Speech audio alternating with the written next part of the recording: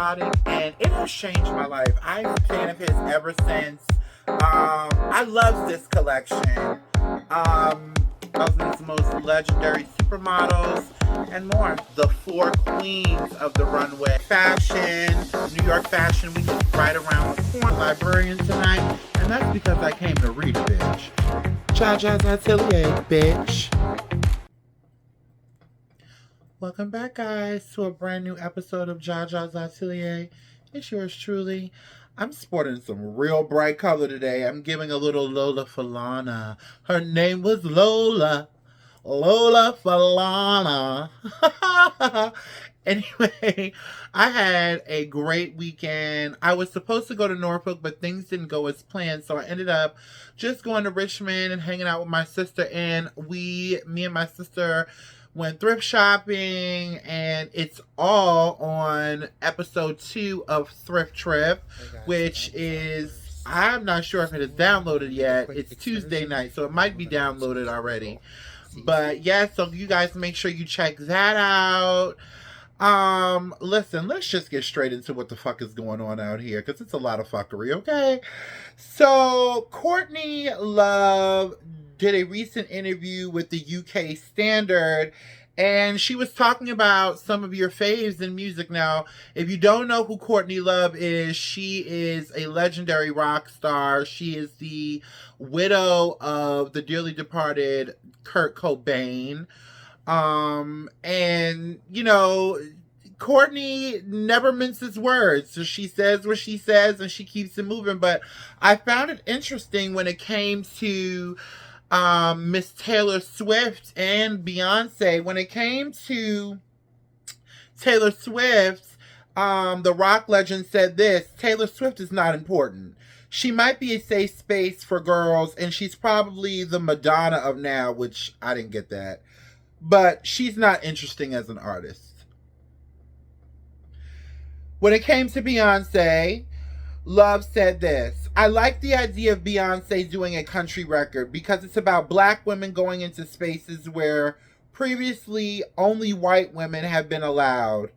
I just don't like her music. Now she didn't have to say that. Now, listen, I don't agree about not liking Beyonce's music because I like Beyonce's music, but I have to agree with both statements. Although I do think that when it came to Beyonce, it was kind of like, well, whatever. You know, and a lot of white people are having that reaction to her doing a country album. But I do like that Courtney Love kept it real. I just wish that she would have stated also that black women deserve and have every right, not only black women, but black men, black people, period, have the right to enter into that space. It was a genre of music created by us. Again, how many times are we going to have to keep on going over this with the country music and black people? Are we going to have to keep... Is this going to be a thing now? Really? Let it go. Now, in other Taylor Swift news, she has this new record out. I can't remember the name of it. I really don't care. But what I don't like is that she has 2 very problematic songs that she's released. The first one is a diss to Kim K, which I don't understand where this animosity for Kim is coming from. Your real problem was with Kanye West, and this has been over. I think at the time she only had 2 kids. She's had 2 kids, a divorce, a law degree, a billionaire business, and 2 boyfriends since this has happened. Okay. And I also didn't like the fact that she was talking about Kim's children. Now, listen, I think we've reached the point where there's cracks in the Country Music Queen's foundation.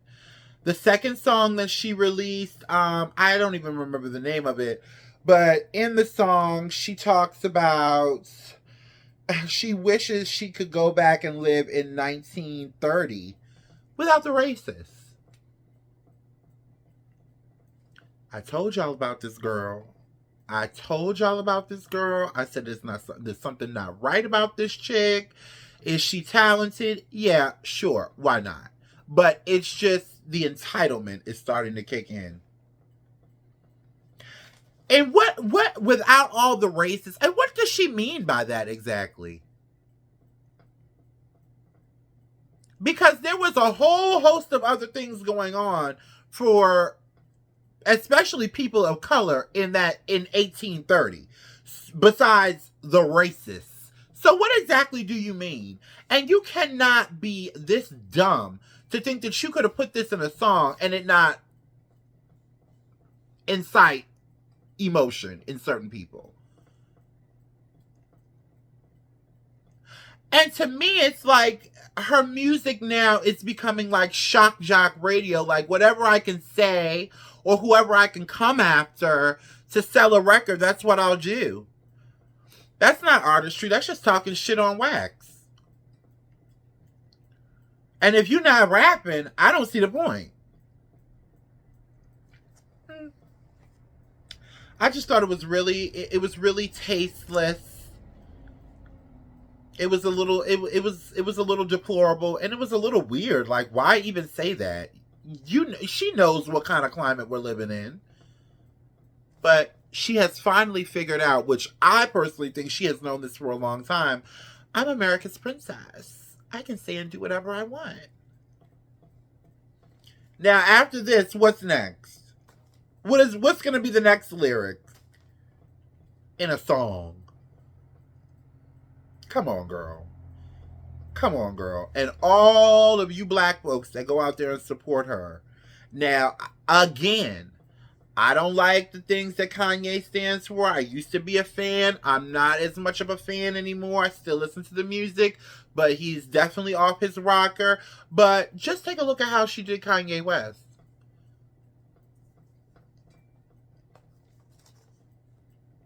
Was he wrong to get up there and interrupt her acceptance speech? Absolutely, of course.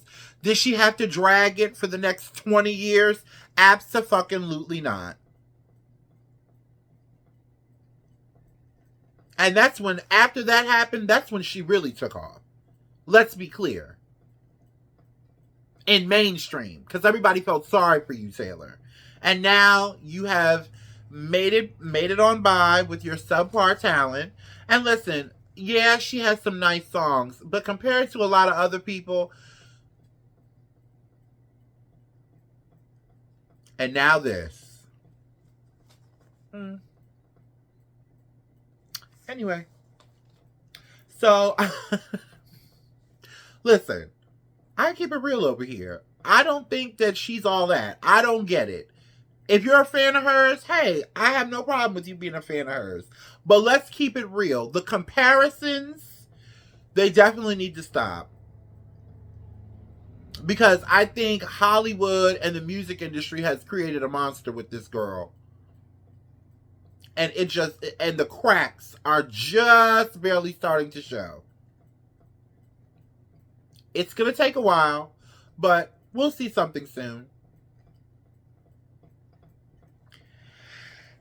In happier news, I came across this story featured on CNN Style, featuring photographer Tamisha Faxio, I hope I'm pronouncing that right, who was having a hair wash day with her 2 daughters and got inspired to do this whole portfolio on the most, celebrating the most natural form of black hair. Oh, excuse me.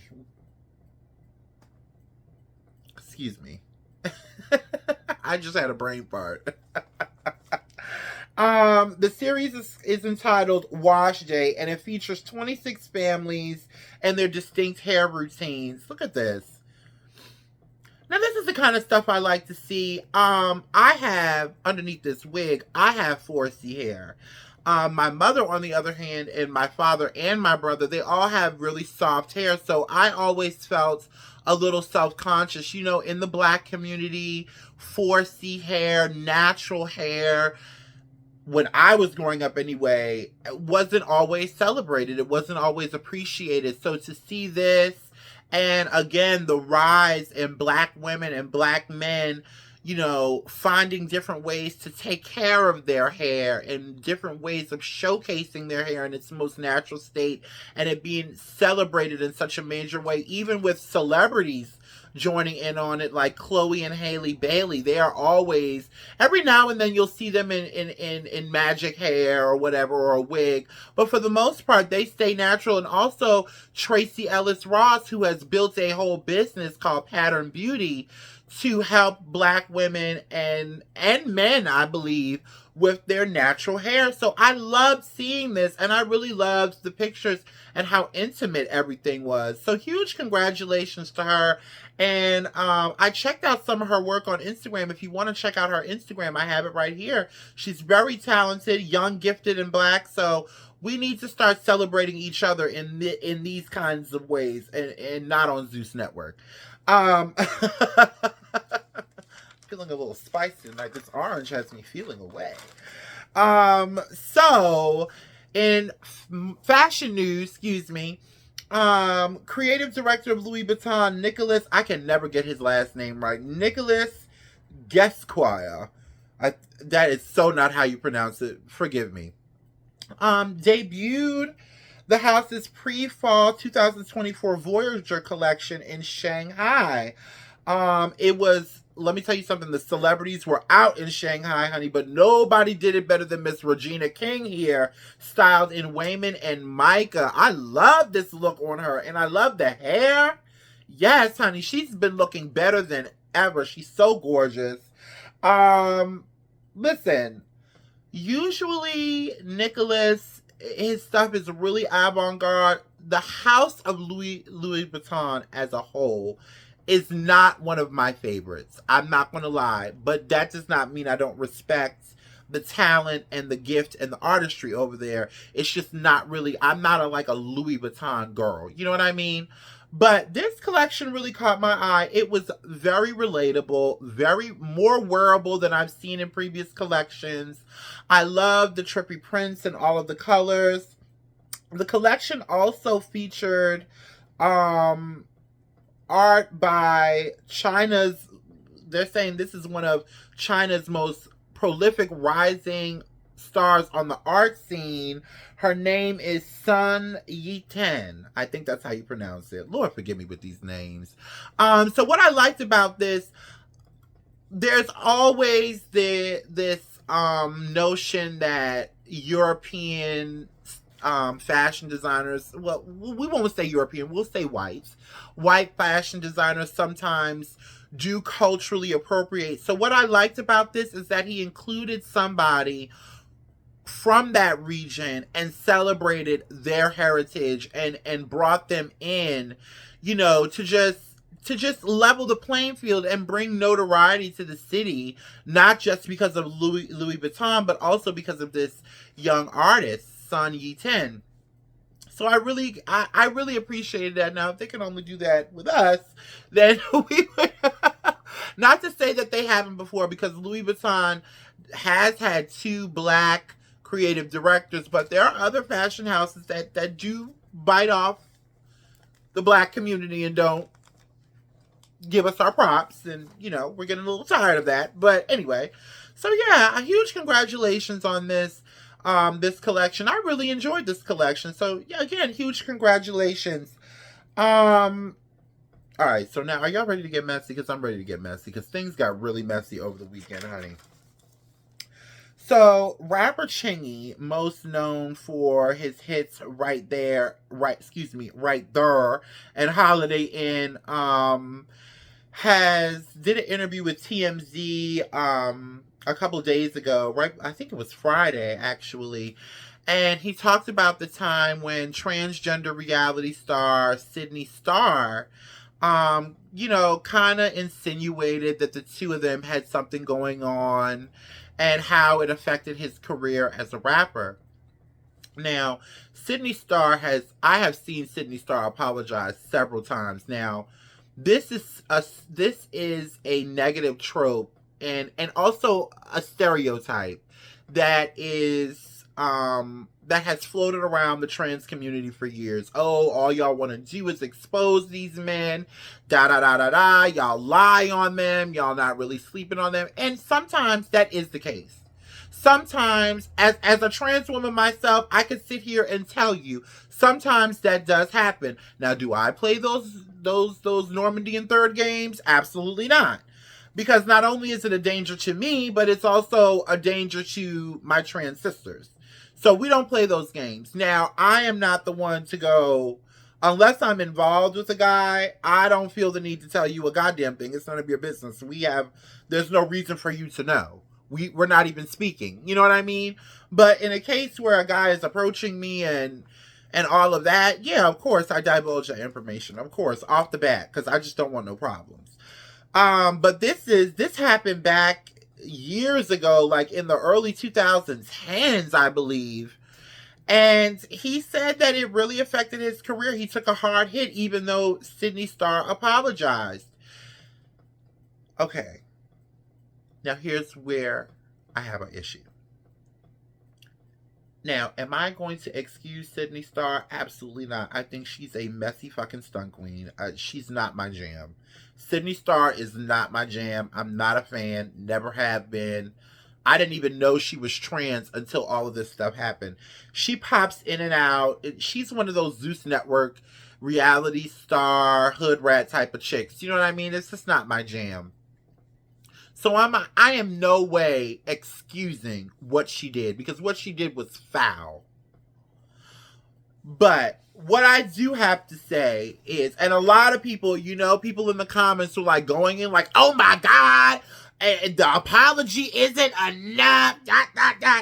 The real question that nobody seems to want to answer or even ask is, why did whether or not he slept with a trans woman affect his career in hip-hop?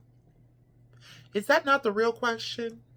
Because let's be clear, even though Sydney Starr did lie on him, which is defamation of character, if you really want to be technical, she doesn't have a foot to stand on in the area of hip-hop. Why is it that him sleeping or not sleeping with a transgender woman stopped his record deal with Interscope at the time?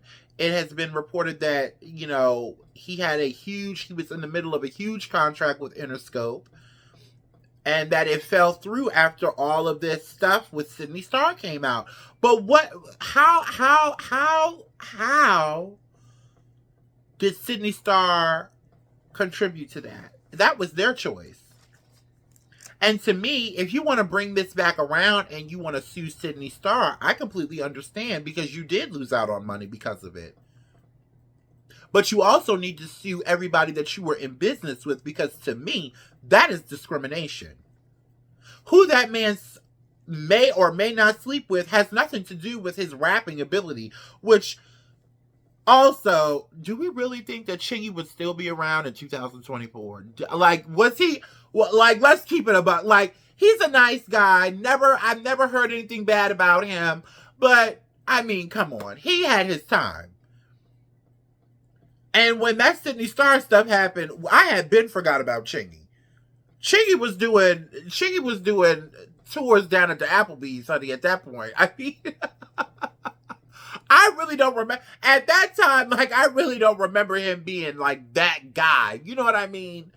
But again, Sydney Starr absolutely is wrong. I do believe that she owes that man some money, because he did lose out on a lot, but he also needs to sue everybody that dropped him in the middle of business dealings because of who he may or may not have been sleeping with.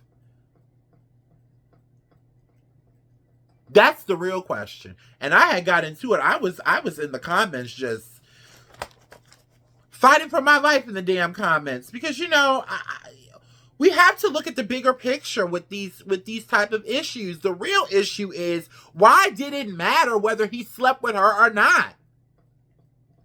Why did it matter? That's the real question, and that's not taking away what she did in any form or fashion. But again, why did it matter whether he did it or not? That's the real question. Anyway, so speaking of hip hop drama, honey, I don't know what the hell Chris Brown and Quavo got going on, and I wasn't even going to talk about this because, you know, I love hip hop, but this new age hip hop and all these people, I don't even know who half these people are. But I do know Quavo and I do know Chris Brown, and honey, I don't know. I don't know what happened. I thought they were friends. I don't know what happened. But they have been going back and forth for a couple of weeks now, I think. And Chris Brown decided to take it to the studio. I think Quavo did a diss track first. But then Chris Brown was like, okay, we're going to play those games. I'm going to get into the studio too with a diss track by the name, entitled Weakest Link. I thought the cover art was whack. It was a picture of him eating a hot dog, you know, but listen, it's hip hop. Y'all do what y'all want to do. But I thought he could have done without that. Like, he could have put a picture of him with a dunce cap on or a ball gag in his mouth if he really wanted to be shady. But honey, fuck the cover art. The shade came in the lyrics, honey. The shade came in the lyrics. Now, I knew Chris Brown could rap, but I didn't know he could break it down like that. Damn. Now, Quavo did respond with another diss track, but it doesn't even matter because it was whack. I'm not even gonna sit here. Now, I listened to both songs now. Quavo's response to Chris Brown's diss track was awful. Awful. All I heard was cokehead, you beat women, and pussy, pussy, pussy, pussy, pussy. That's all I heard. In Chris Brown's Weakest Link diss track, he claims that he had dealings with Sweetie while Quavo was with Sweetie in response to Quavo talking about his tryst with, I guess, Karrueche, because I can't think of any other ex that Chris Brown had that he messed with.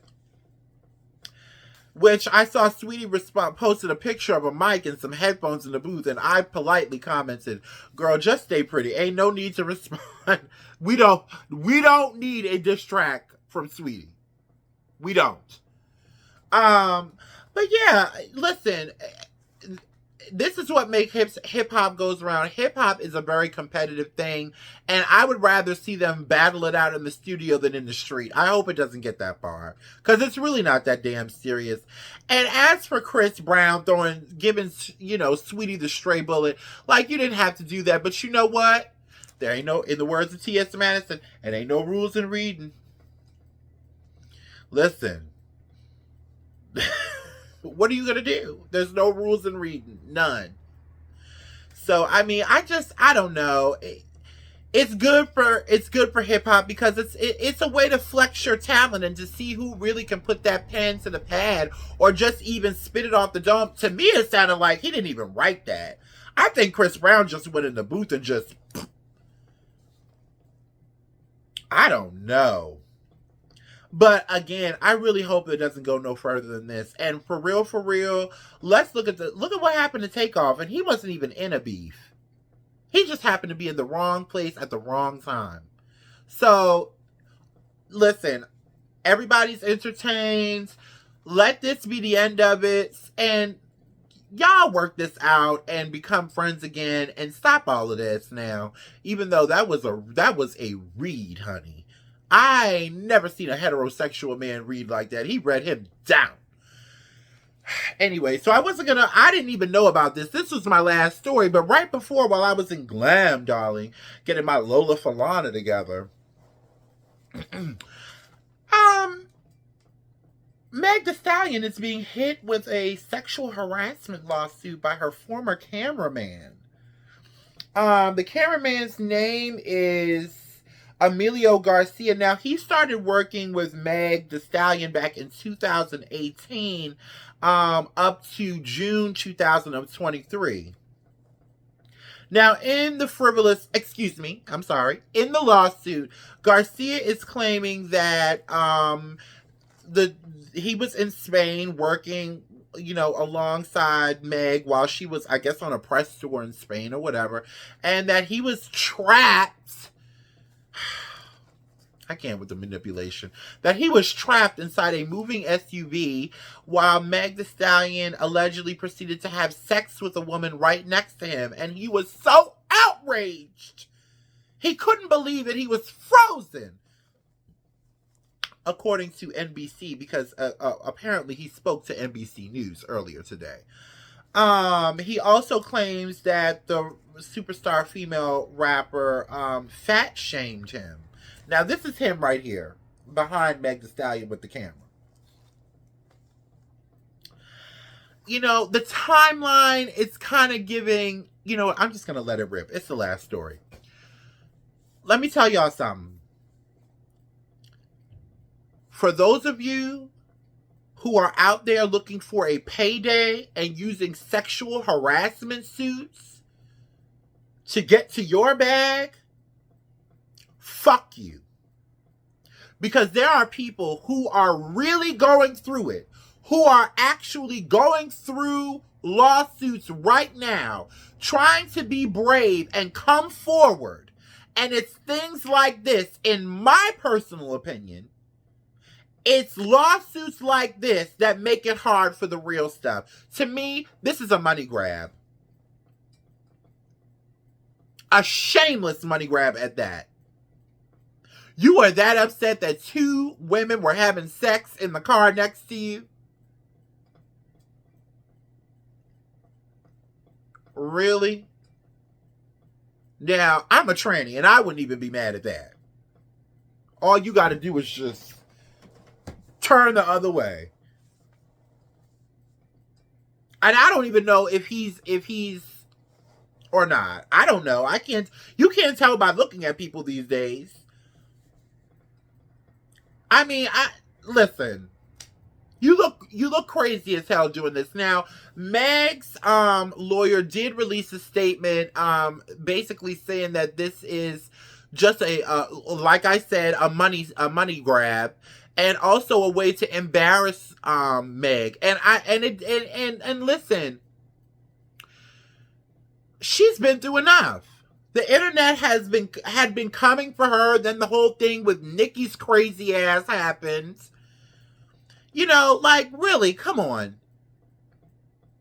Come on with this. You are making it hard for people who are really trying to stand up and defend themselves. Please stop doing this and just go get another job. Whatever happened between the two of you where you were removed from her camp, let it be that. Now, if he was really sexually harassed and really, really felt uncomfortable, then my apologies. But I doubt it. At this point, I need to see video. Because there's a lot of people out here playing these Normandy and Third games. And y'all really need to cut it out. This is why, you know, certain people have allegedly gotten away with certain things for so many years because of stupid ass motherfucking shit like this. Stop using the courts to come up. Get a fucking job. Anyway. Guys, that was today's episode. I mean, I just don't like it. It's clear as day. It's written all over his face in this lawsuit. You just picked anything out of the goddamn sky to come and sue this girl for because you lost your job. And you might not have, we don't even know if you lost your job because of something you did or she just wanted to go a different direction. She wanted, who knows? But to sue her for fucking a woman in the car next to you, really? It's 2024. Girls is rapping about, you know, their tampons. The girls is out here rapping. Listen, her name is Meg Thee Stallion, a.k.a. Tina Stone. She's shaking her ass everywhere she go. What more did you need to know? Lord Jesus. Anyway, guys, that was today's episode. Listen, it's going to be a hell of a week. I'm looking forward to the weekend already, and it's only Tuesday. I will be back in a few days, though. Love you. Ciao.